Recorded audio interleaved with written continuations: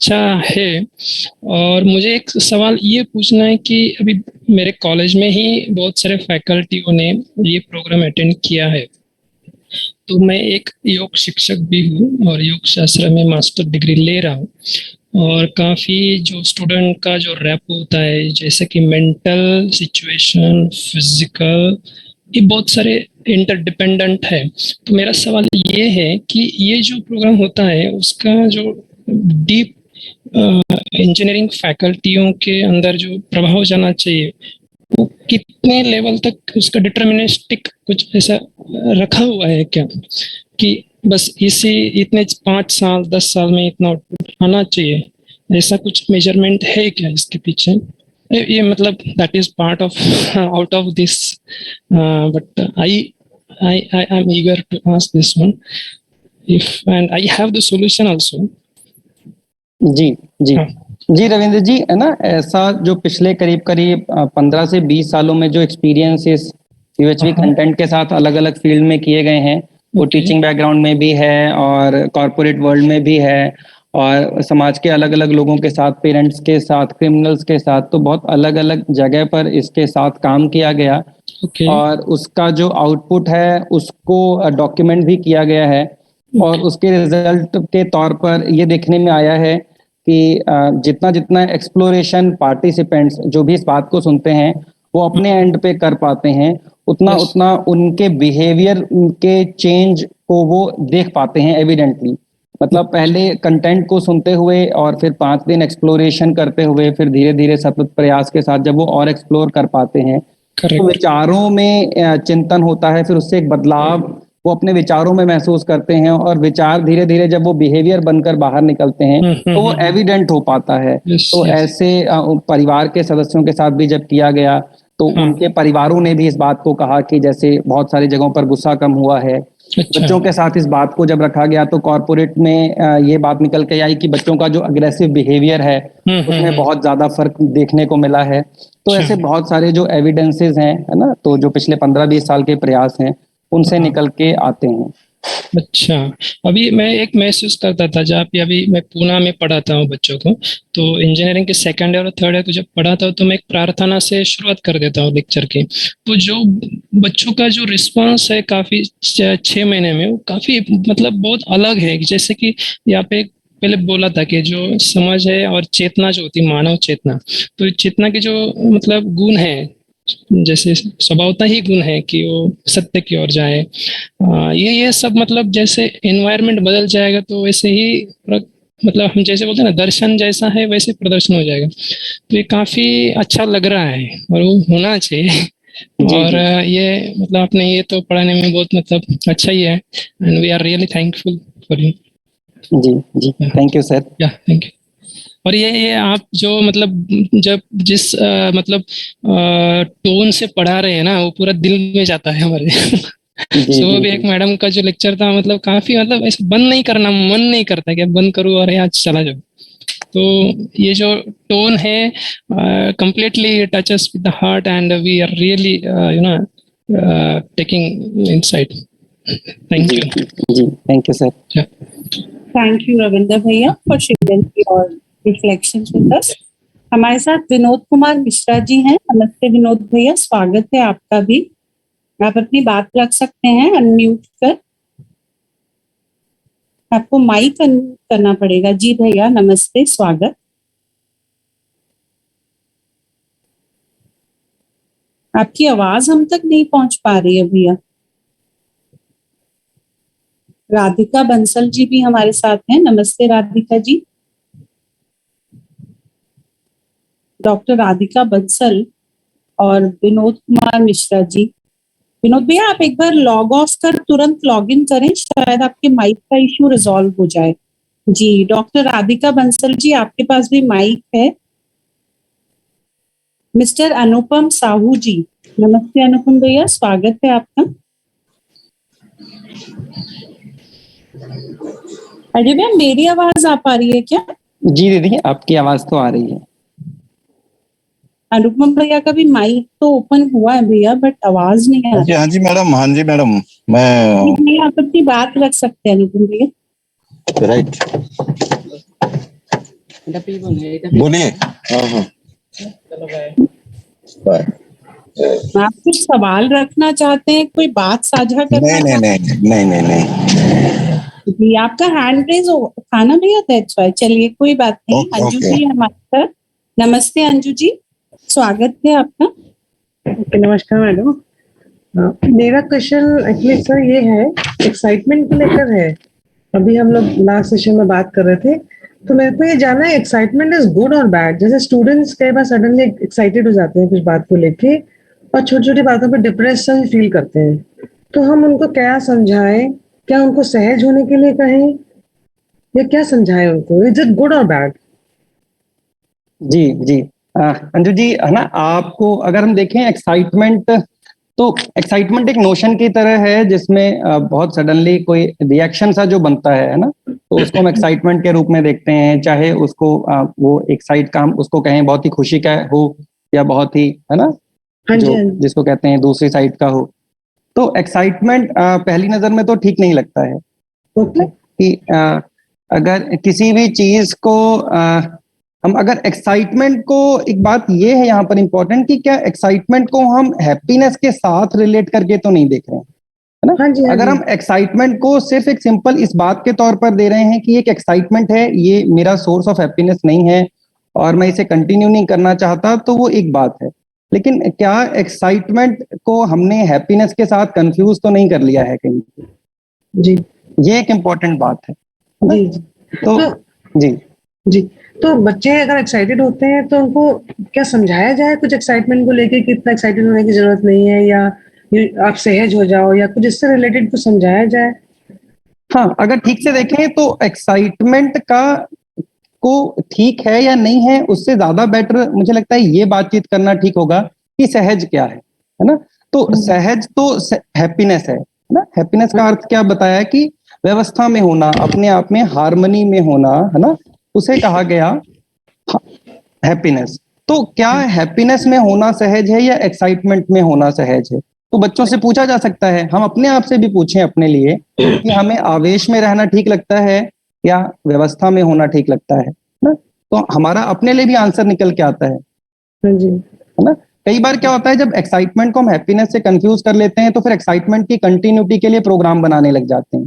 तो जिससे जितना ज्यादा हम एक्साइटेड रह सके, हमें लगता है उतने ज्यादा हम हैप्पी हैं। Right right. तो वो ध्यान रखने वाली बात है कि ज्यादा सहज क्या है, ज्यादा सहज क्या, या यूं कहें कि सहज क्या है हमें। हाँ जी जी जी गॉट इट। हाँ, समझ रहा हूँ। जी ओके, थैंक यू। जी, thank you. Thank you Anju दीदी। भैया पोल ले लें यहाँ पर।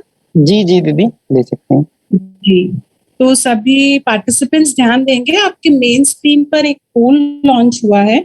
Are you able to see that values hold a higher priority over skills in education? आप सभी इस पोल को रिस्पॉन्ड करें। और हमारे साथ सृष्टि जी हैं। नमस्ते सृष्टि जी।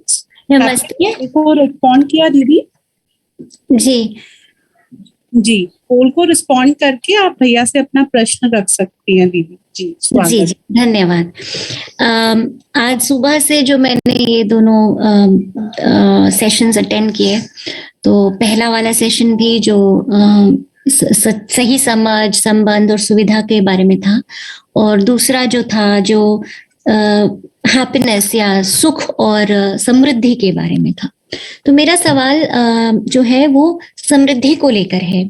जब हमने समृद्धि की बात की थी तब हमने कहा था कि और एक हमने बात कही कि सिर्फ वेल्थ अक्यूमुलेशन या संग्रह ही समृद्धि नहीं है, या संग्रह और समृद्धि दो अलग अलग चीजें हैं। ये पर्सनली भी है, और अगर हर व्यक्ति ऐसा है जो ये मानता है कि संग्रह ना करके बाकी सबकी के सुख के बारे में सोचकर जब हम बात करते हैं तब हम समृद्ध हैं, हम संग्रह नहीं कर रहे हैं। पर कुछ देश हैं ऐसे, जैसे अगर मैं यूरोप की बात करूं तो यूरोप के लोगों ने अपने आप में वो समृद्ध माने जाते हैं आज, क्योंकि उनके पास बहुत धन है, वो संग्रह किए हैं और दूसरों को टॉर्चर करके भी किए हैं, तो भी आज हम उन्हें समृद्ध ही मानते हैं। हम जो कि हम जैसे इंडिया है, हम पर्सनल लेवल पे भी हम बहुत अक्यूमुलेट नहीं करते हैं, कम करते हैं एज कम्पेयर्ड, और फिर भी कंप्लीट हमने कभी किसी दूसरे देश को हमने टॉर्चर नहीं किया, पर फिर भी हम एज अ प्रॉस्पेरस नेशन हम नहीं जाने जाते। स्टिल हमारे पास हम अक्यूमुलेट नहीं किए हैं तो भी हम प्रॉस्पर तो नहीं हैं as compare to other European countries. तो फिर हम समृद्धि में हम संग्रह को क्यों नहीं महत्व देते? संग्रह करके हम किसी का भला करें एक अलग बात है, पर संग्रह भी इम्पोर्टेंट नहीं है क्या समृद्ध होने के लिए? ये मेरा सवाल है। जी जी दीदी। तो दीदी इसका एक पार्ट तो ये है कि जो आज के समय में हम बहुत सारा इस बात को ऑब्जेक्टिवली डिफाइन कर पाते हैं कि कौन प्रॉस्पेरस है या कौन प्रॉस्पेरस नहीं है, तो जी। उसको भी अगर ठीक से देखें, अगर उनके ठीक से पैरामीटर्स को देखेंगे, है ना, तो वो पैरामीटर्स कितने हॉलिस्टिक हैं, है ना, उस बात को भी एक्सप्लोर करने की आवश्यकता बनेगी कि बहुत सारा इंटरनेशनल लेवल पर ऐसे इंडेक्स हैं जिन इंडेक्स के बेसिस पर बहुत सारा हैप्पीनेस को मापा जाता है या बहुत सारा प्रॉस्पेरिटी को मापा जाता है ना। तो उन इंडेक्स के क्या पैरामीटर्स हैं उसको भी हमें ठीक से एक्सप्लोर करना होगा। एक बात तो ये है। दूसरी बात जो आपने कही कि क्या सुविधा का संग्रह भी इम्पोर्टेंट नहीं है, इसमें दीदी एक इम्पोर्टेंट बात है जो इसको ध्यान हम लोग मतलब एक्सप्लोर करें कि संग्रह जो करना है कितना करना है, ये कितना एक इम्पोर्टेंट बात है, क्योंकि जब तक कितना नहीं आइडेंटिफाई होता तब तक हम संग्रह करने की एक ऐसा देखने में आता है कि संग्रह करते जाते हैं लेकिन वो भाव नहीं बन पाता, इसे समृद्धि कह रहे हैं, है ना। तो संग्रह कितना करना है, क्या इसकी समझ होना आवश्यक है या नहीं आवश्यक है, यही मूल बात है। संग्रह करना है जितनी मेरे परिवार की आवश्यकता है, जितनी, है ना, मेरी नियर एंड डियर वंस की जो मुझे आवश्यकता लग रही है, जिसकी जिम्मेदारी मुझ पर है, उसको हम इकट्ठा करेंगे। लेकिन वो कितना इकट्ठा करेंगे, क्या इस बात को आइडेंटिफाई करने की आवश्यकता है या नहीं? हाँ, हमारा मतलब कितना लक्ष्य होना चाहिए जिसके ऊपर हम फिर उस चीज को अदरवाइज हाँ, अगर हम आइडेंटिफाई नहीं कर पाते हैं तो देखिए कि समाज में आम तौर पर देखने में आता है, हम अपने गली मोहल्ले कॉलेज में अपने घर में खुद अपने आप को भी देखें ना, तो हमें आइडेंटिफाई नहीं है कि हमारी रिक्वायरमेंट कितनी है। तो जब हम आइडेंटिफाई नहीं कर पाते तो हमारा वार्डरोब भरा होता है, लेकिन हमें फिर भी बाजार जाते हैं तो लगता है और कुछ खरीद लें। तो ठीक से देखें तो ये जो छोटे छोटे स्टेप्स है ना, इस पे अगर हम चिंतन करेंगे, इसको थोड़ा एक्सप्लोर करेंगे, तो हम पाएंगे कि ठीक से हमारे पास जितने अभी यहाँ पर पार्टिसिपेंट्स हैं, हम सभी लोग मोर और लेस शायद सभी के पास आवश्यकता से अधिक सुविधा है, लेकिन क्योंकि उसकी आइडेंटिफिकेशन नहीं हुआ है, कहीं ना कहीं वो पार्ट मिस हो गया है, तो हम उस प्रॉस्पेरिटी को फील नहीं कर पाते, तो होते हुए भी हम प्रॉस्पर नहीं फील कर पाते। अच्छा, इसी से लगा हुआ मेरा दूसरा सवाल ये है कि हम अभी जब हम अपने स्टूडेंट्स को पढ़ाते हैं, समझाते हैं क्लास में, कोई भी सब्जेक्ट हो, जैसे मैं कंज्यूमर बिहेवियर लेती हूँ या मार्केटिंग लेती हूँ या फाइनेंस लेती हूँ, तो हम सबसे पहले उनको किस बात पे मोटिवेट करते हैं? इसी बात पे करते हैं जो मटेरियल एक्विजिशन है, कि यदि हम अच्छे से आप पढ़ाई करेंगे, आपके स्कोर्स अच्छे होंगे, आपको अच्छी नौकरी मिलेगी, अच्छा पैकेज मिलेगा, तो ये सारा कुछ जो है ये अल्टीमेटली मटेरियल ही जाता है। ये हैप्पीनेस लेवल को हमने इससे जोड़ दिया, तो हमारी फिजिकल फैसिलिटी प्रायोरिटी में आ जाती है बनिस्बत हमारा राइट अंडरस्टैंडिंग और संबंध, क्योंकि हम उन्हें बताते हैं कि डूज एंड डोंट्स पे ही आ जाते हैं ना हम, कि अगर आप अच्छे से पढ़ेंगे तो आपको अच्छी जॉब मिलेगी। हम ये नहीं कहते कि आपको सुख मिलेगा। तो इस चीज को हम ऐसे अदर वे राउंड कैसे लाएंगे, ये मेरा क्वेश्चन। जी जी ना, अभी ठीक से देखें, जैसे जैसे 5 दिन एक्सप्लोर करेंगे हम लोग, व्यवस्था को हर आयाम में समझेंगे, है ना, जहां जहां बीइंग अ ह्यूमन हमारे जीने का फैलाव है, तो बहुत सारे हमें और जगह भी, मतलब सारी जगह हम उस चीज को देख पाएंगे ना। तो जो आज का कंटेंट है, जो आज के एजुकेशन सिस्टम में जो सिलेबस है, उसे पढ़ाते हुए भी जितना स्कोप बन रहा है, हम उतने स्कोप के साथ बातचीत कर पाएंगे। धीरे धीरे जब और वातावरण बनेगा, है ना, तो हम उसको और कर पाएंगे। तो शुरुआत वैल्यू एजुकेशन से करेंगे, फिर वो वैल्यू एजुकेशन आगे जाकर वैल्यू बेस्ड एजुकेशन बन पाएगा, और फिर वैल्यू बेस्ड एजुकेशन आगे जाकर वैल्यू बेस्ड लिविंग बन पाएगा, है ना। तो अभी हम इस तरीके से शुरुआत तो कर सकते हैं। जी हाँ जी, थैंक यू दीदी।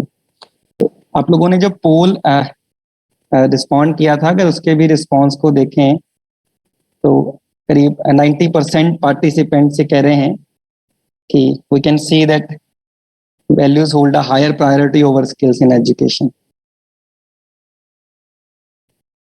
जी तो जी भैया, हमारे साथ तुषार जोशी जी हैं। नमस्ते तुषार भैया, आपके पास भी माइक उपलब्ध है, स्वागत है।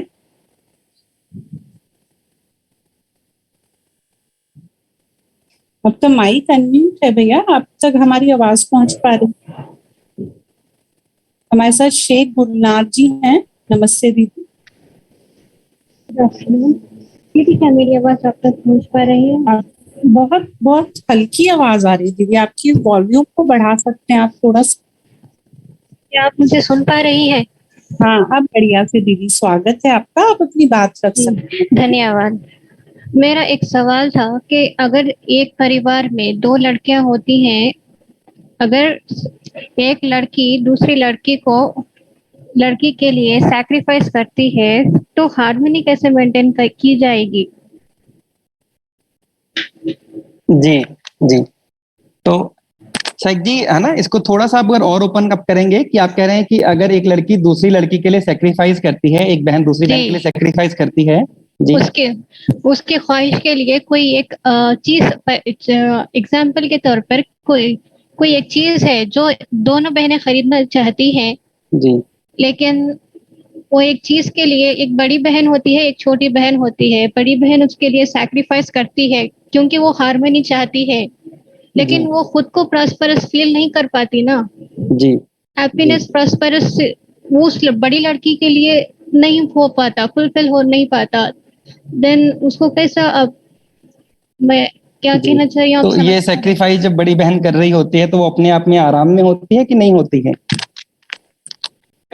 आप सैक्रिफाइस कोई चीज जो आपको पसंद है, अगर जो सैक्रिफाइस कर रहे हैं तो वो खुद के लिए कोई एक और रिप्लेसमेंट चाहती है।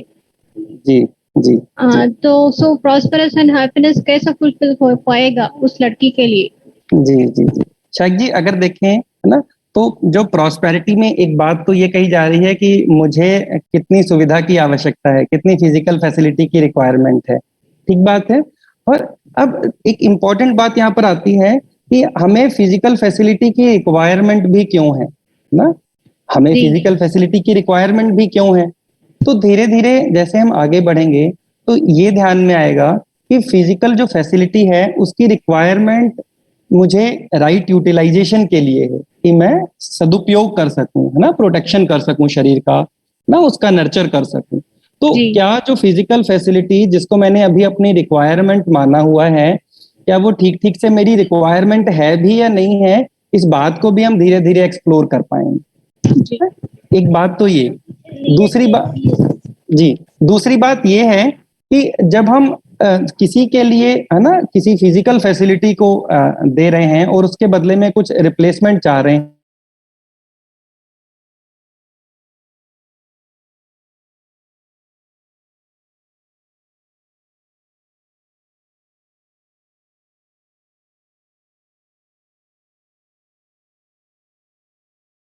है किसकी आवश्यकता नहीं है, इसको भी हमें धीरे धीरे देखना होगा, एक्सप्लोर करना होगा ना। धन्यवाद जी जी धन्यवाद दीदी। हमारे साथ तुषार भैया हैं। तुषार भैया नमस्ते, आपके पास भी माइक उपलब्ध है। डॉक्टर सुषमा दवे जी हमारे साथ हैं। नमस्ते सुषमा दीदी, स्वागत है आपका। आवाज आ रही है मैम? जी दीदी बिल्कुल। नमस्ते सभी को। मैम एक सवाल था मेरा। अभी हमने जैसे आज के सेशन में एक्साइटमेंट और हैप्पीनेस का पढ़ा, तो बच्चों में ना ये हम काफ़ी समय से पढ़ा रहे हैं। एक बच्चे का भी राइट नाउ ये एग्जांपल है, वो अपना है ना इंजीनियरिंग का कोर्स छोड़ना चाह रहा है। उसका जो ड्यूरेशन था ना वो कैसा था कि उसने आईआईटी के लिए ड्रॉप करके ट्राई किया, उसको वहाँ नहीं हुआ और समहाउ डिसीजन लेने में थोड़ी उसने गफलत करी, तो उसको एक अच्छा कॉलेज नहीं मिला उसके मनपसंद का, तो उसको ब्रांच भी उसकी पसंद की नहीं मिली। तो 2 साल से वो बेचारा सफ़र कर रहा है, उसको ना मैनेज करने की कोशिश कर रहा है। पर राइट नाउ अभी उसने अपने पेरेंट्स को बोला कि अब है ना मैं इसको और कंटिन्यू नहीं कर पाऊंगा। अब घर वाले सभी उसको समझा रहे हैं कि तू बहुत एक्साइटेड था, इतने सारे ऑप्शंस अवेलेबल थे, लेकिन अब डिसीजन लेने में जो हुई गलती उससे जो भी है तो हम उसको कैरी कर लो, बीच पे छोड़ने से नहीं। तो वो खुशी और एक्साइटमेंट को ना वो समझ नहीं पा रहा है कि मैं इसको कैसे एडजस्ट करूँ, तो वो डिप्रेशन जैसा हो रहा है। तो ऐसी परिस्थितियों में बच्चे को क्या समझाया जा सकता है कि वो उसके लिए सुख क्या होगा? अगर छोड़ देगा तो उसको इन फ्यूचर तकलीफ होगी कि इतना टाइम वेस्ट हो गया उसका। तो अभी उसको समझ नहीं आ रहा है, तो हम लोग भी सब पजल हैं कि उस बच्चे को क्या समझाया जाए। तो आप कुछ सजेस्ट कर पाएंगे कि ऐसी सिचुएशन बच्चों के साथ होती है तो उसको एज अ टीचर क्या समझाया जा सकता है, एज अ पेरेंट क्या समझाया जा सकता है? जी जी, ठीक बात है सुषमा जी ना। और इसको अगर ठीक से देखें ना तो जो ये प्रॉब्लम है जो आज हमें देखने में आ रही है, इसके अगर रूट कॉज को आइडेंटिफाई करने जाएं तो देखने में आता है कि बच्चा बहुत सारी मान्यताओं के आधार पर कुछ डिसीजन ले रहा है ना। और उन मान्यताओं के आधार पर जब वो डिसीजन ले रहा है तो उससे वो परेशान हो रहा है अपने में, है ना। तो ठीक से देखें तो इसका रूट कॉज तो बहुत पुराना है, ऐसा देखने में आता है। जैसे जैसे बच्चा बड़ा हुआ है तो उसके अपनी मान्यताएं बन गई हैं बहुत सारी, चाहे वो पेरेंट्स से बन गई हों, चाहे टीचर्स से, चाहे समाज से, मीडिया एडवर्टाइजमेंट से, कैसे भी। तो ऐसी उसकी बहुत सारी मान्यताएं हैं। तो अगर इसमें अगर अभी सोल्यूशन के तौर पर देखें तो एक तो बच्चे का ध्यान उसकी बेसिक एस्पिरेशन की तरफ दिलवाया जा सकता है ना, एक संबंध के भाव के साथ उसके साथ डायलॉग इनिशिएट करते हुए कि बेसिक एस्पिरेशन तो हैप्पीनेस एंड प्रॉस्पेरिटी है और उस तक पहुंचने के बहुत सारे स्टेप हो सकते हैं। तो उनमें से एक स्टेप आईआईटी था, लेकिन आईआईटी हमारा डेस्टिनेशन नहीं था। आईआईटी तो है ना एक स्टेप था मेरे डेस्टिनेशन तक पहुंचने का। तो अगर वो स्टेप नहीं है तो ये दूसरा स्टेप है, और अगर ये दूसरा स्टेप नहीं होगा तो और भी बहुत सारे स्टेप्स होंगे, है ना, जिससे मैं अपनी बेसिक एस्पिरेशन जो मैं सुखी और समृद्ध होना चाहता हूँ वहां तक पहुंच सकता हूँ। तो उसकी बेसिक एस्पिरेशन की क्लैरिटी को लेकर उसके साथ चर्चा की जा सकती है। और दूसरी बात ये है अभी उससे जैसे अभी उससे अगर डायलॉग किया ना, मतलब उसके पेरेंट्स उससे बात कर रहे हैं तो उसके कुछ प्लान्स हैं। मतलब ऐसा नहीं है कि वो बिल्कुल ही क्विट करना चाह रहा है, वो कह रहा है कि ये लाइन नहीं, मैं कुछ और लाइन में अच्छा करूंगा। तो अगर वो उसको फोर्स कर रहे हैं कि नहीं अभी इसके साथ कंटिन्यू करो, वो बाद में कर लेना, तो नहीं, उसको समझ नहीं आ रहा। लेकिन जैसे ही आप उसको बोलते हो ना कि हाँ ठीक है इसको ड्रॉप करके और दूसरा तुम्हारे मन का जो है वो कर लो और अच्छा करना उसमें, तो ही इज हैप्पी। तो इस परिस्थिति में उस डिसीजन को उसके ऊपर उसकी बात के साथ जाना चाहिए, या पेरेंट्स ये वरीड है कि उसकी बात है ना मान लेंगे तो वो तकलीफ पाएगा बाद में, इसलिए वो उसको फोर्स कर रहे हैं। तो ये बहुत डिलेमा वाली सिचुएशन। जी जी, देखिए मतलब जब बच्चा दूसरी साइड जाना चाहता है, बच्चे ने यहाँ पर भी आने का एक डिसीजन लिया था, फिर आज वो दूसरी जगह जाने का भी डिसीजन ले रहा है, तो उसमें अगर तो वो डिसीजन उसकी अपनी समझ के आधार पर है तो वो ठीक भी हो सकता है। अगर वो फिर से किसी मान्यता के आधार पर है तो वो दूसरे डिसीजन में भी जाकर 1 साल या 2 साल बाद उसको भी ड्रॉप करने का सोच सकता है ना। तो इम्पोर्टेंट बात तो ये है कि उसके डिसीजन के साथ जाना या नहीं जाना, लेकिन इम्पोर्टेंट बात ये है कि उस बच्चे के साथ डायलॉग इनिशिएट हो, जिससे बच्चा ये देख पाए कि मैं कहीं भी जाऊं, मेरा अल्टीमेट गोल तो हैप्पीनेस एंड प्रॉस्पेरिटी है। क्या इस बात को वो अपने में रिफ्लेक्ट कर पा रहा है ना। और जब हम बातचीत करेंगे तो वो तुरंत तो कर भी नहीं पाएगा, उसके साथ एक क्वालिटी टाइम है ना, धीरे धीरे स्टेप बाय स्टेप जब डायलॉग को इनिशिएट करेंगे और बच्चे का ध्यान इस बात पे जाता है। और इसी सीक्वेंस में स्टूडेंट वर्कशॉप्स हैं जो AICTE की तरफ से चलाए जाते हैं, इवनिंग वर्कशॉप। अगर आप उसमें भी बच्चे को एनरोल कर पाएं तो बच्चा इस सारे कंटेंट को वहां पर सुन पाएगा, तो अपने आप में एक्सप्लोर कर पाएगा वो और बेटर। उस बच्चे ने है ना हमारे जस्ट पास में ही रहते हैं, तो उस बच्चे ने जब मैंने एक बार 2 साल पहले भी अटेंड करी थी, तब उस दिन हम लोग साथ में ही बैठे थे, तब उस बच्चे को बहुत अच्छा लगा था। उन्होंने कहा स्कूल स्टूडेंट्स के लिए भी करवानी चाहिए मैम ये, तो उसने बहुत अप्रिशिएट किया था उसको।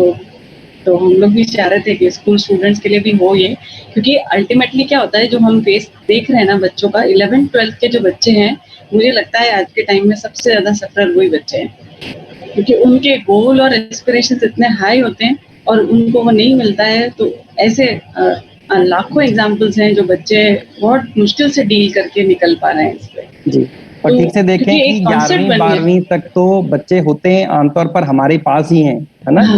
हाँ। हमारी तरफ से जाने अनजाने में, पेरेंट्स की तरफ से, टीचर्स की हाँ तरफ से, होता है, है ना? टीचर्स की तरफ, तो समाज की तरफ से भी होता है। हाँ। वो ऐसा बन जाता है कि, है ना, बच्चे को वो पीयर प्रेशर जो एक है वो बनने लगता है उसके। बनने और एक्चुअली ये अभी मीडिया की वजह से ज्यादा हो रहा है, क्योंकि जो देखते हैं सब बच्चे जहाँ पैसा ज्यादा लग रहा है वो कॉलेज अच्छा है, मतलब ये जो दूसरी है ना, ये अंडरस्टैंडिंग, राइट अंडरस्टैंडिंग पे नहीं डेवलप हो पा रही है, क्योंकि वो बच्चे ये समझ ही नहीं पा रहे हैं कि अगर आप 25-30 लाख खर्च करोगे तभी आपको कुछ अच्छा मिलेगा, ऐसा जरूरी भी नहीं है। लेकिन अब सब जगह एटमॉस्फेयर ऐसा है कि कई बार ऐसा लगता भी है, इवन एज अ टीचर भी हमको कई बार लगता है कि शायद इन्वेस्टमेंट ज्यादा होता है तो आउटपुट ज्यादा निकलता है। तो अगर ठीक से देखें, हम अपने आप को बहुत ही क्रिटिकली इवैल्यूएट करने जाएंगे तो देखेंगे कि हमारे अंदर भी ऐसा बहुत बड़ा इनपुट है ना, जिससे हमें भी ये लगता है कि, है ना, ऐसे ज्यादा इन्वेस्टमेंट से जो बच्चा है वो अपने लिए कल को ज्यादा फिजिकल फैसिलिटीज को इंश्योर करने के काबिल हो पाएगा। लेकिन मूल बात फिर वही आ जाती है कि क्या केवल सुविधा के आधार पर वो बच्चा जीवन में सुखी और समृद्ध हो पाएगा क्या? बस, तो जी जी, thank you Sushma ji. Thank you Sushma दीदी। भैया फोन ले लें एक यहाँ पर। जी दीदी, ले सकते हैं। तो आप सभी पार्टिसिपेंट ध्यान दें कि आप सभी के मेन स्क्रीन पर एक पोल लॉन्च हुआ है। Are you able to see that right understanding holds the first priority for a human being in life? क्या लगता है? आप इसे रिस्पॉन्ड करें। हम बात कर लेते हैं शिखा दीदी से। नमस्ते शिखा दीदी, आपके पास माइक उपलब्ध है। अगर आपने पोल को रिस्पॉन्ड किया तो आप अनम्यूट कर अपनी बात रख सकते हैं। नमस्ते दीदी। स्वागत है आपका। जी नमस्ते दीदी। नमस्ते जी। मैं आपका ये सेशन अटेंड कर रही हूँ सुबह से, और बहुत ही ये इंसाइटफुल है, मतलब आंखें खोलने वाला है और हमारा परसेप्शन भी बदलने वाला है। एक्चुअली हैप्पीनेस से रिलेटेड मैं पहले भी कहना चाह रही थी कि काफी चीजें हमने पढ़े टॉपिक्स आज। हैप्पीनेस को हमने एक्साइटमेंट को अभी कंपेयर कर रहे थे उसके पहले। जी आपको मेरी आवाज आ रही है? जी दीदी, आपकी आवाज आ रही है। जी, तो हैप्पीनेस और एक्साइटमेंट को हम कंपेयर कर रहे थे। तो एक्साइटमेंट मुझे लगता है कंडीशनल है, और हैप्पीनेस मुझे लगता है कंडीशनल नहीं होना चाहिए। एक इनर एनवायरनमेंट है जो कि हमें एक स्टेबिलिटी में रखना चाहिए। जस्ट लाइक कि हर एटम, हर मॉलिक्यूल को हम चाहते हैं कि ये स्टेबल हो जाए, उसी तरह से हम भी एक तरह के मॉलिक्यूल है, और मैं समझती हूँ कि स्टेबिलिटी में ही सबसे ज्यादा कंफर्ट है। तो हैप्पीनेस को स्टेबिलिटी से मैं कंपेयर करती हूँ कि अगर आप इंटरनल एनवायरनमेंट आपका स्टेबल है, आपका mind and body in harmony है, तो आप हैप्पी हैं। वाइल एक्साइटेड स्टेट में कोई भी एनर्जी ज्यादा लगती है, एनर्जी कंज्यूम या तो रिलीज होगी या तो एनर्जी कंज्यूम होगी। तो एक्साइटेड स्टेट में ऑलवेज जो इंटरनल के साथ साथ एक्सटर्नल एनवायरनमेंट भी थोड़ा डिस्टर्ब होता है, चाहे वो पॉजिटिवली हो चाहे वो नेगेटिवली हो। जो मेरा कंसर्न है वो है कि ये जो स्टेबिलिटी है ये रख पाना with all daily course and daily आपका जो चैलेंजेस हैं उसको रख पाना, ये बहुत चैलेंजिंग है। हम बच्चों को तो ये तब सिखा पाएंगे जब हम ये खुद प्रैक्टिस करें। चाहे हम जितना मेडिटेशन करें, हम ध्यान भटाएं, लेकिन आप पूरे दिन में 24 घंटे में कभी ना कभी ऐसा क्षण जरूर आता है जब आपकी स्टेबिलिटी थोड़ी डेविएट करती है। तो जब हम खुद उतना हम लेवल तक नहीं करते हैं तो हम बच्चों को किस तरह से सिखाएं, जो कि छोटी छोटी चीज में मायूस हो जाते हैं। 4 नंबर कम आ गए, 5 नंबर कम आ गए, उसमें भी मायूस हो जाते हैं। जी जी जी शिखा जी, तो अगर देखें कि जो आप बात कह रहे हैं कि इस हैप्पीनेस की स्टेट को कंटिन्यू कर पाना, है ना, तो ये चैलेंजिंग है। तो अगर करंट की सिचुएशन को देखें तो ये चैलेंजिंग लग सकता है। और जब हम पूरे 5 दिन सभी आयाम को ओपन अप करेंगे धीरे धीरे एक एक करके, तो देखें मेरा अपने जो जीने का एक्सपेंस है वो कितना है। तो मेरे जीने का एक्सपेंस मुझ में है, फिर परिवार, समाज, नेचर, एग्जिस्टेंस तक फैला हुआ है। जी तो जी करने जी का काम इतना है कि अब जो ये चैलेंज है, चैलेंज मुझे हमेशा कंटेक्स्ट के थ्रू लगेगा। तो मुझे लगेगा कि कॉलेज में हैप्पीनेस की स्टेट को कंटिन्यू करना एक चैलेंज है। अब जी जो कॉलेज है वो एक व्यवस्था है, समाज है, एक व्यवस्था है, और अगर मैंने उसको ठीक से समझा नहीं है तो मुझे हाँ लग जी सकता है कि वहां पर बहुत सारा स्ट्रगल है, और अपने आप को उस स्ट्रगल में बचाए रखना, अपनी हार्मनी को मेंटेन करना एक टफ टास्क हो सकता है। जी जी तो जी जो ये हर जगह पर जहां जहां मेरा जीना हो रहा है, वहां पर जो व्यवस्था बनी हुई है उसको लेकर मेरा बहुत कुछ मानना बना हुआ जी है ना, कि बहुत सारी मान्यताएं मेरी बनी हुई हैं। तो बिल्कुल बिल्कुल। हम इस काम को करें कि इन 5 दिनों में अपनी जितनी भी मान्यताएं हैं उनको प्रपोजल की फॉर्म में ले आएं, और अच्छा एक एक करके उस व्यवस्था को, जितनी बात यहाँ पर रखी जा रही है, कल से जो व्यवस्था की शुरुआत होगी अपने में, तो व्यवस्था को एक्सप्लोर करने का प्रयास करें। तो अच्छा जब हर जगह पर क्या व्यवस्था है उसको मैं एक्सप्लोर कर पाऊंगी, और धीरे धीरे इस बात को देख पाऊंगी कि मेरे जीने के लिए सब कुछ बना हुआ है, मेरे जी सुखी होने के लिए सब कुछ बना हुआ है। मुझे सिर्फ उसको ध्यान से एक्सप्लोर करके देखने की आवश्यकता है। तो मुझे ये लगता है कि ये एक चैलेंज नहीं है, ये सिर्फ मेरे एक्सप्लोरेशन का मुद्दा है, और जैसे ही मुझे व्यवस्था समझ में आने लगेगी तो जो वो हार्मनी की स्टेट है उसको मैं कंटिन्यू कर पाऊंगा। जी जी अभी व्यवस्था को लेकर जहां जहां पे मेरा जीना है, मुझे बहुत सारा स्ट्रगल दिखाई देता है वहां। जी जी जी तो मुझे लगता है कि मैं अपनी हार्मनी को मेंटेन करने की कोशिश करूंगी, और लोग इसको डिस्टर्ब करने की कोशिश करेंगे, जी या जी वैसी जी सिचुएशंस बनेंगी जिसमें डिस्टर्ब होने लगेगा, है ना। जी तो जी उसको हम ठीक से एक्सप्लोर करेंगे, जब व्यवस्था को धीरे धीरे समझने का प्रयास करेंगे जी कि मतलब व्यवस्था। व्यवस्था हमें समझनी है, बाहरी संस्थान की व्यवस्था समझनी है, वो तो ठीक है, जी लेकिन अंदर की व्यवस्था को हमें किस तरह से शुरू करना है ये अभी हम आगे पढ़ेंगे। हाँ, देखिए कल जब चर्चा होगी, है ना, तो जी हार्मनी एट इंडिविजुअल, है ना, स्वयं में क्या व्यवस्था है, मुझ में क्या व्यवस्था है, उसको एक्सप्लोर करने का प्रयास करेंगे। तो उसमें जी जो आप ये अंदर की बात कह रहे हैं जिस कंटेक्स्ट में, है ना, तो उसको वहां जी पर एड्रेस किया जाएगा। जी धन्यवाद भैया। जी जी दीदी, धन्यवाद। धन्यवाद दीदी। हमारे साथ हिमानी कदम जी हैं। नमस्ते हिमानी जी, आपके पास भी माइक उपलब्ध है, आप अनम्यूट कर अपनी बात रख सकती हैं। जी दीदी, स्वागत है आपका। नमस्ते। मेरी आवाज आ रही है? जी जी दीदी। बड़ी इसके प्रीवियस के सेशन में प्रॉस्पेरिटी कैसे लिंक किया था कि it's a feeling having and producing more than required physical facility. लेकिन अगर मतलब वो फीलिंग अगर अगर मतलब इट इज सब्जेक्टेड टू, अगर ज्यादा है, मतलब मेरा क्वेश्चन है कि अगर सपोज नहीं है लेकिन फिर भी प्रॉस्पेरिटी की फीलिंग हो सकती है क्या?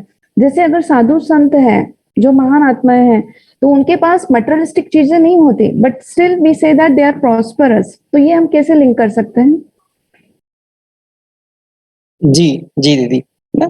तो अगर हम अपने लिए भी देखें, है ना, कि मेरे अंदर समृद्धि का भाव कब बनता है, तो मेरे अंदर समृद्धि का भाव तब बनता है जब मैं देख पाती हूँ कि मेरे लिए आवश्यकता से अधिक है ना। तो वो जो अधिक होने का भाव है, आवश्यकता से अधिक होने का भाव, वो समृद्धि के भाव के रूप में जिसको कहा गया, है ना। ओके, अभी ये आवश्यकता से अधिक, so it is always related to something material thing. It जी कैन बी। जी बिल्कुल, ये हमेशा जो जिस कंटेक्स्ट में यहाँ यूज किया जा रहा है वो हमेशा मटेरियल के कंटेक्स्ट में है। ओके, ठीक है, यस, जी, थैंक यू। तो ये हो सकता है इसमें सिर्फ कि किसी की आवश्यकता, जैसे मैं 5 लोगों का हमारा परिवार है तो उसकी आवश्यकता एक तरीके की हो सकती है, कोई 2 लोगों का परिवार है तो उनकी एक तरीके की हो सकती है, कोई 20 लोगों का परिवार है तो उनकी एक तरीके की हो सकती है।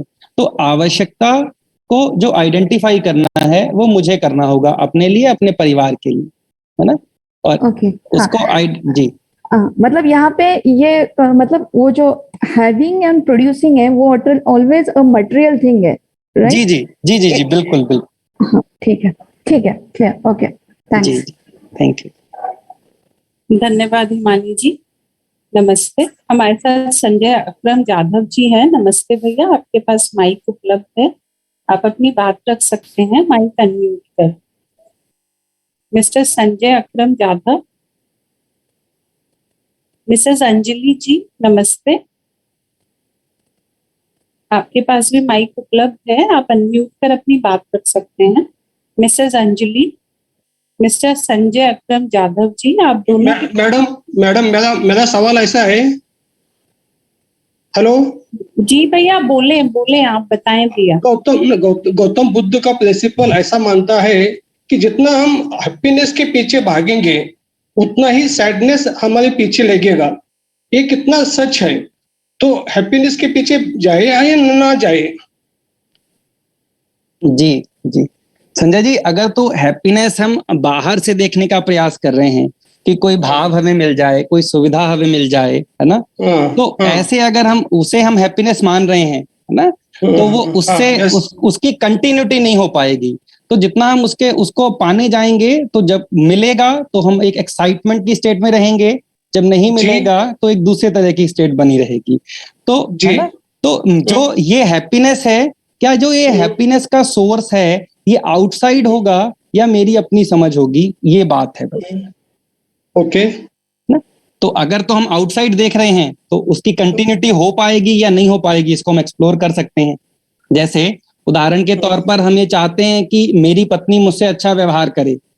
यस। तो अब मैं ये चाहता हूं तो ठीक है, लेकिन अब मेरी पत्नी हमेशा मुझसे अच्छा बिहेवियर नहीं कर पाती, है ना। जब वो हार्मनी में होती है तो कर पाती है, हार्मनी में नहीं होती है तो नहीं कर पाती है। तो अगर मेरा अपना सुख उसके बिहेवियर पे डिपेंडेंट है ना, तो वो उसकी कंटिन्यूटी नहीं हो पाएगी, तो मैं निरंतर हैप्पी नहीं हो पाऊंगा, कंटिन्यूटी में हैप्पीनेस नहीं हो पाएगी। तो हैप्पीनेस का आधार मेरी अपनी समझ होगी, जिस समझ के आधार पर मैं व्यवस्था को समझ पाऊंगा। जी जी ओके, थैंक यू सर। जी थैंक यू संजय भैया। हमारे साथ अंजलि दीदी हैं। नमस्ते अंजलि जी, आपके पास भी माइक उपलब्ध है। विनोद कुमार मिश्रा जी हैं। नमस्ते विनोद भैया। आपका माइक का इशू है भैया, अभी भी आपकी आवाज हम तक नहीं पहुंच पा रही है। भैया आप चैट में रख दें अपना प्रश्न, तो आपके प्रश्न को चैट से ले लिया जाएगा। चैट में रख सकते हैं आप अपना प्रश्न विनोद भैया, अगर माइक का अभी आपका कोई इशू है। और अगर आप ईयरफोन यूज कर रहे हैं तो एक बार ईयरफोन रिमूव करके चेक कर सकते हैं। अंजलि दीदी आपके पास भी माइक है, और भी हमारे साथी अटेंडीज जिनका कोई प्रश्न है, आप अपनी बात को रख सकते हैं। जी जी अंजलि। हाँ मैं अंजलि बात कर रही हूँ। अभी हमको हार्मनी में रहना है ऑलवेज, सबके साथ, खुद के साथ, फैमिली के साथ, सबके साथ रहना है। लेकिन इधर ही बाहर का तो बात छोड़ ही दो, लेकिन फैमिली में ही ऐसा हो जाता है कि अभी हस्बैंड वाइफ का व्यूज एक दूसरे के साथ मैच नहीं होते, या फिर उनके जो लाइक्स और डिसलाइक्स है वो ही बेसिकली मैच नहीं होते, तो फिर वो हम हार्मनी में कैसे रह सकते हैं? जी जी अंजलि जी, वही बात हो रही थी ना कि अभी तो ठीक से देखें, अगर हस्बैंड को भी छोड़ दें, वाइफ को भी छोड़ दें, परिवार को भी छोड़ दें, जब हम अकेले में भी होते हैं तो भी हम हमेशा हार्मनी में नहीं होते। राइट। है ना। तो क्या है जो ये अब हार्मनी को समझने की बात है, तो जहां जहां मेरे जीना हो रहा है, जहां जहां पे, तो वहां पर व्यवस्था को समझना होगा कि नहीं होगा। अभी व्यवस्था का मतलब ये है ना कि जो बना हुआ है, जो नेचुरल है। तो जो नेचुरल है और उसे हमें अपनी नेचुरल एक्सेप्टेंस के आधार पर वेरीफाई करना होगा, है ना।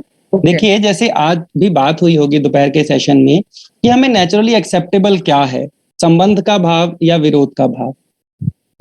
तो ये आंसर आता है हमारे अंदर से कि संबंध का भाव, ठीक है ना। तो अब जब नेचुरल एक्सेप्टेंस के आधार पर हम इस व्यवस्था को समझने की कोशिश करते हैं कि मुझे दूसरे ह्यूमन बीइंग के साथ कैसा जीना सहज स्वीकार्य है, तो हम उसके लिए कुछ प्रोग्राम भी बनाएंगे। अभी ठीक से देखें तो हमने इस बात को कई बार एक्सप्लोर ही नहीं किया कि हमें कैसा जीना सहज स्वीकार्य है, कैसा जीना मुझे नेचुरली एक्सेप्टेबल है। तो उसके अभाव में जैसी मान्यताएं बनती गई, है ना, सही समझ के अभाव में, वैसा वैसा मेरा जीना होता गया। तो अब हम जितना अब सेल्फ एक्सप्लोरेशन के थ्रू अपनी समझ को एंश्योर करने का काम करेंगे, उतना उतना जहां जहां मेरा जीना हो रहा है वहां वहां पर क्या अरेंजमेंट है, क्या व्यवस्था है, उसको समझ पाएंगे और फिर धीरे धीरे उसके अनुसार मेरा जीना हो पाएगा। जी, तो अभी कल अपने में चर्चा होगी, फिर उसके बाद परिवार की चर्चा होगी, समाज की चर्चा होगी, तो वन बाय वन हम अनफोल्ड कर पाएंगे।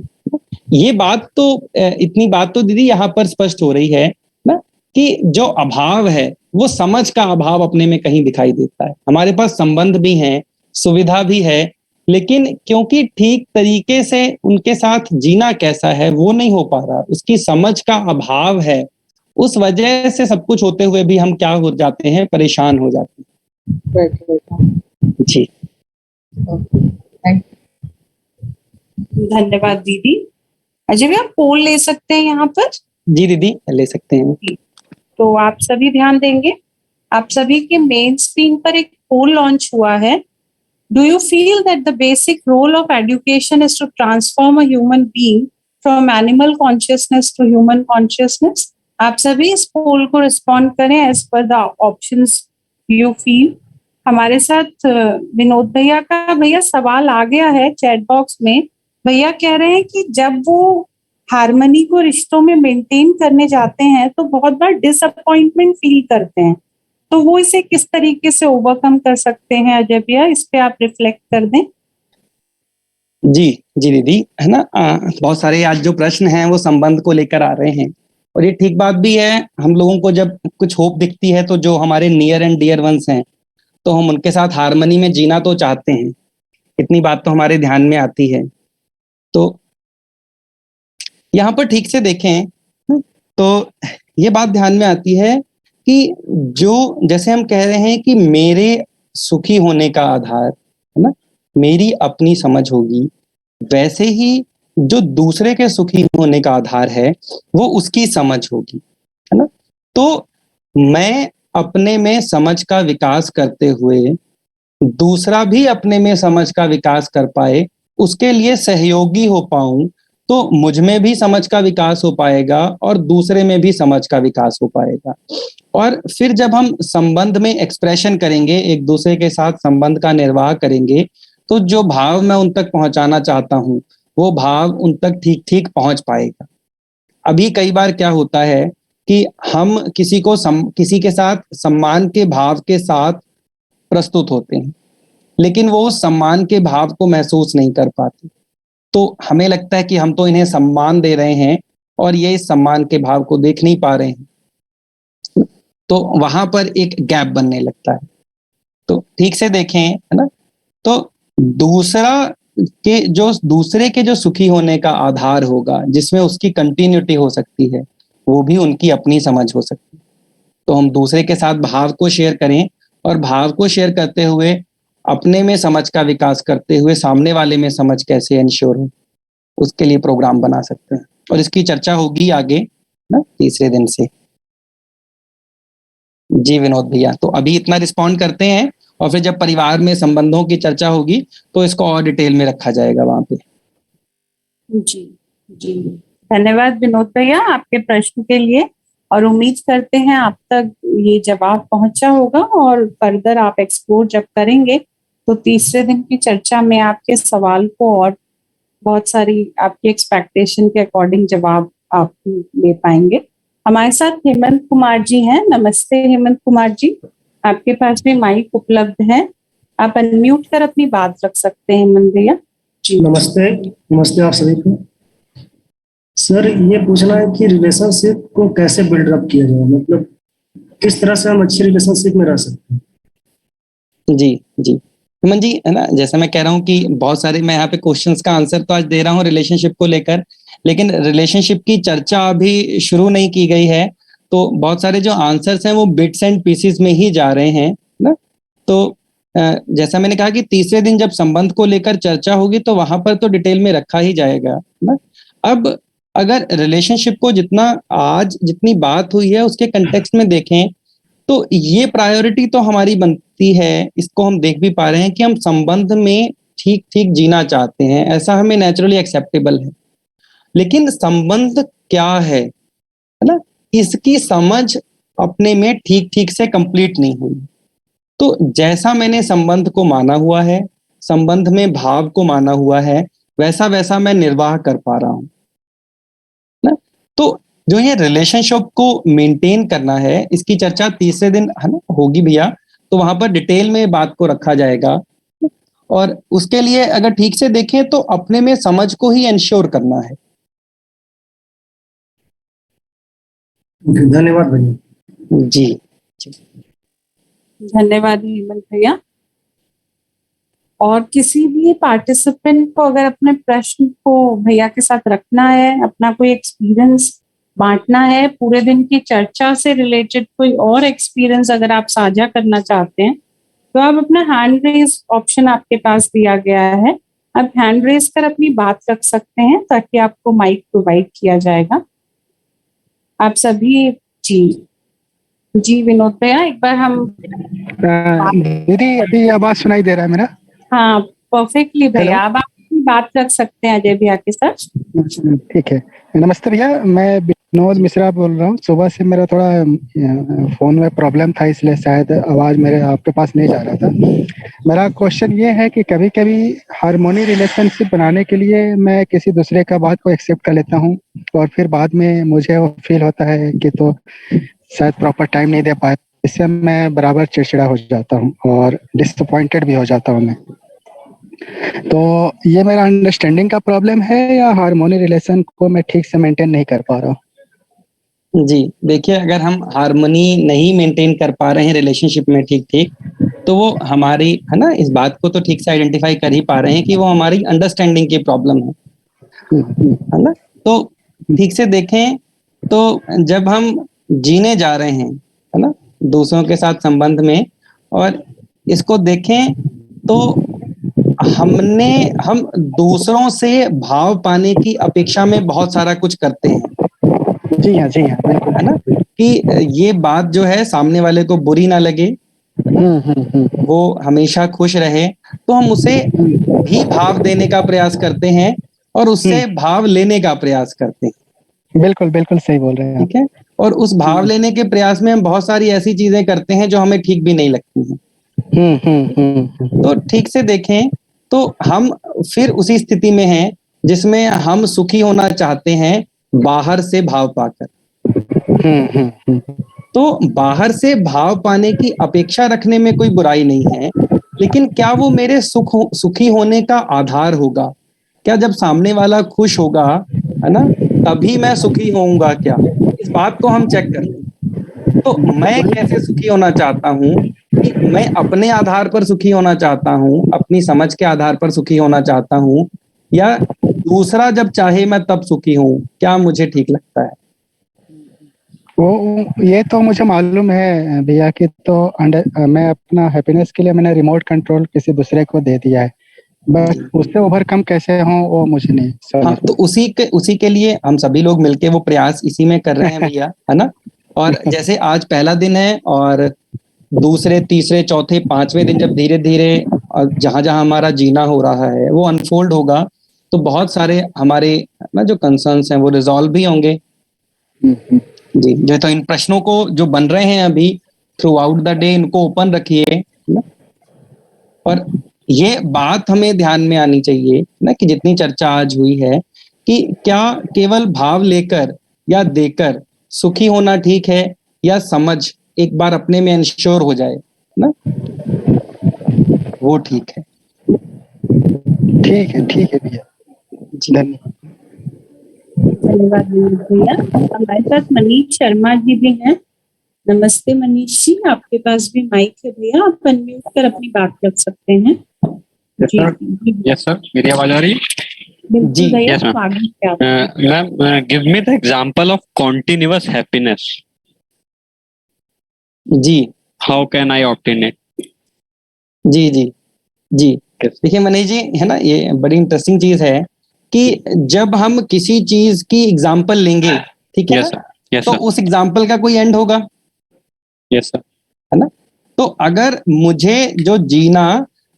मुझे जीना संबंध पूर्वक सहज स्वीकार्य है और मैं अपने अंदर संबंध को आइडेंटिफाई करते हुए संबंध के साथ जी पा रहा हूं ना, तो इसे हम क्या कह रहे हैं? हैप्पीनेस कह रहे हैं। Yes sir. ठीक है यस सर। जी। जी धन्यवाद मनीष भैया। हमारे साथ संजय अकरम यादव भैया हैं। जी भैया, आपकी बात आप रख सकते हैं, आपके पास भी माइक ऑप्शन दिया गया है। संजय अकरम यादव जी। जी भैया। दीदी, प्रॉस्पेरिटी को किस तरह से देखें? ये टेंजिबल थिंग्स हैविंग और non tangible things having, then we can say that this is a prosperity. जी, टेंजिबल से क्या मतलब है भैया आपका? Tangible means materialistics, physical facilities, and intangible means we cannot see that, but prosperity is should be get. जी, prosperity भैया physical facility के लिए कहा जा रहा है कि जितनी सुविधा की आवश्यकता है ना, जो फिजिकल फैसिलिटीज की आवश्यकता है उसको आइडेंटिफाई कर पाना और उससे अधिक की उपलब्धि कर पाना, है ना, तो जो भाव बन रहा है उसे समृद्धि का भाव कहा जा रहा है। तो ये टोटली फिजिकल फैसिलिटी से रिलेटेड है। Okay, thank you. जी जी, मतलब अगर इसको उदाहरण के तौर पर देखें तो घड़ी, कपड़े, खाना, मकान, कार, गैजेट, मोबाइल, इन सब चीजों को लेकर जो कहा जा रहा है। Means mind satisfaction is not a prosperity. जी जी नहीं, mind satisfaction is not prosperity को उस संदर्भ में नहीं कहा जा रहा है। Only physical. हाँ जी जी, बिल्कुल बिल्कुल। ओके, है ना, सुविधा की आवश्यकता। जी ओके, शुक्रिया। जी धन्यवाद संजय भैया। तो अजय भैया, समय भी हो चला है, यहाँ रोकते हैं। जी दीदी, अगर हाँ एक प्रश्न ले लेते हैं संजय जी का, अगर दोबारा हैंड रेज है तो उसके बाद फिर रोक लेते हैं। जी भैया। जी जी संजय भैया, आपके पास माइक उपलब्ध है, आप कोई और बात अपनी साझा करना चाहते हैं?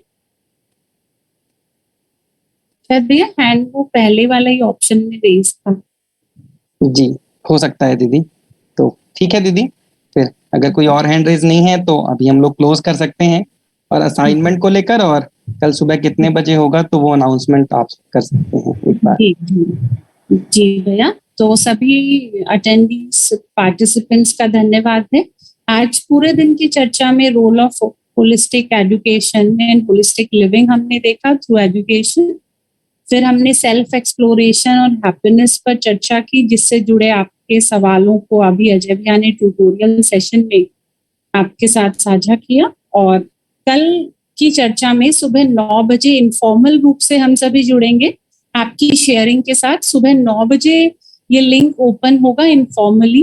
ठीक 9:30 बजे क्विज के साथ हम अपनी फॉर्मल सेशन की शुरुआत करेंगे हार्मनी इन ह्यूमन बीइंग को लेकर पहले सत्र में, फिर हार्मनी इन सेल्फ को लेकर दूसरे सत्र में, तीसरे सत्र में हम संयम और स्वास्थ्य की चर्चा करेंगे प्रॉस्पेरिटी के कंटेक्स्ट को ध्यान में रखते हुए, और ठीक 4 बजे फिर ट्यूटोरियल सेशन में आपके सवालों के साथ, आपके एक्सपीरियंसेस के साथ दिन भर की चर्चा में जो भी बात पर आपका ध्यान गया, हमारे रिसोर्स पर्सन हमारे साथ कल बने रहेंगे आपके सवालों के जवाब देने के लिए। असाइनमेंट का लिंक ओपन हो चुका है, तो आप आज के दिन की असाइनमेंट को जरूर सबमिट करेंगे, ठीक उसी तरीके से जैसे आपने प्री वर्कशॉप सर्वे फीडबैक को भी सबमिट किया था। तो सभी पार्टिसिपेंट का एक बार फिर हमारे साथ आज पहले दिन जुड़ने के लिए धन्यवाद, आभार। सभी पैनल मेंबर्स, परिवार के सदस्यों का भी आभार, और अजय भैया का धन्यवाद कि आपके सवालों के जवाब से, सभी पार्टिसिपेंट्स के सवालों के जवाब से हमारा भी बहुत एक्सप्लोरेशन भैया आपने कराया, और एक और नई दृष्टिकोण के साथ एक और दिन हम आगे बढ़ गए हैं। तो धन्यवाद अजय भैया और सभी पैनल मेंबर्स का। जी जी भैया। जी नमस्ते दीदी, नमस्ते सभी। नमस्ते भैया, नमस्ते सब। नमस्ते। नमस्ते।